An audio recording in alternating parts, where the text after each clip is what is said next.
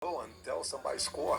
Yeah, So I like that. it's like if the position end up on such an advantage position, that was something to think about. Yeah, it's something to think about. Like If we if you finish want to the make round. things more realistic. Like If you this finish is the round and I'm yeah. on your back about to choke you, or with the guillotine or the choke or arm bar, something.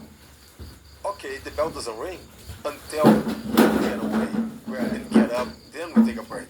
Yeah, that's not bad either. I just think that having a fight start, if you start standing up. But I think round to round, you should resume the position whatever you were in the previous round. I think that's the only thing that makes sense. Because otherwise you didn't earn a stand-up. But if a guy takes you down and mounts you, and he's setting up a head and arm choke, and he's sinking it in, and then bam, the buzzer rings, you should go right back to that spot when round two starts, because you didn't get out of that. So, and now if the guy's a kickboxer, now he goes, oh shit, I almost got caught. And now you start that next round standing up. He has an advantage, because now he's standing up. Yeah. But he didn't earn that stand-up. You earned the takedown. You got him down. You got in a superior position. You were about to finish him. I like it. Yeah, I think it makes more sense. I like it. And no one's going to listen to me, though. Especially me. They go, you're biased towards jiu-jitsu. I'm like, yeah, I am.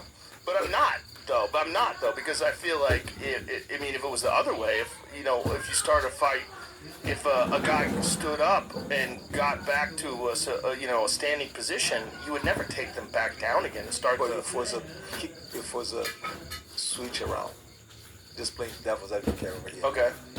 The kickboxer or the stand-up guy almost knock him out. Mm-hmm. Bell rings. Right. How do we restart that one? Well, you restarted standing. It's still standing. The round, you have the minute rest, but you're still standing. The kickbox is still. Let it go. Let it go. The clock goes until, hey, either he recovered for getting a clinch and, whew, Yeah. Well, got away. The right way to do it then is one round. One 15-minute round or one 25-minute round in a championship fight. That's the right way to do it. That what 15, 30 seconds, minute round, minute break, Yeah. and then 10 minutes. That's not bad. Yeah. First round, 15. Yeah. Ooh, that'd be crazy. It'll be an early night. Yeah. How many finishes would there be? There'd be a lot more finishes. I think so. You know? I wonder how People different. have to work on the endurance too. Oh, yeah. Because a lot of guys, I see they finish the fight. One is fresh, the other one is done for the night. Right. But then the one that's fresh lost because he doesn't have that quick twitch, the fast twitch muscle. The one that explodes everything on the first round, the second, third round, that's it. Yeah. This guy's ready to go for 5, 6, but his time's over. Right.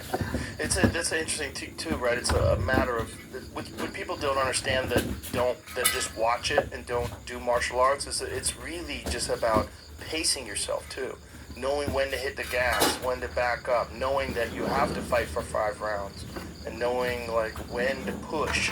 Like some fighters, they'll back off in the beginning because they know that a guy's gonna come out fast and hard. And they're just going to wait. Okay, he's slowing down now. Now I start to press. Now I start to put on the gas. And it becomes a mental too. Like Horton used to say, if I drop you off in the middle of the ocean and tell you, I'm coming back in an hour, all you gotta do is tread water for an hour. But if I drop you off and say goodbye, find your way home, now you gotta pick a direction, start swimming. Yeah. Travel for an hour. Yeah, true, right? Mental. Yeah. It's a lot of mental. There's no round to save you. Yeah. That's the most interesting thing about the early UFCs is that it was just no time limit. Just here we go. There's like 10-7 on top of me for 15 minutes. I beat him on the final 16 minutes. Yeah. So, but 15 minutes, if it was today, he would have won. Yeah, he was he on would've won top. the He decision. took me down. Stones got on top. Would have won the decision. I remember that day. I remember when you caught him in that triangle. Most people didn't even know what was going on. They're like, what is he doing?